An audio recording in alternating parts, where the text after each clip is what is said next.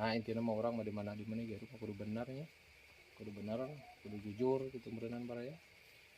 Ayeuna lamun orang misalkan dibere amanat misalkan ku rakyat, orang teh kudu kudu amanah gitu nya. Sok meureunkeun ka korupsi wah eta mah ulah baraya.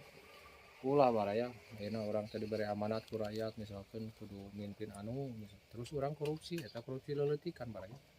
Korupsi leuleuitikan. Jadi sagala rupa ge ku terbiasa baraya.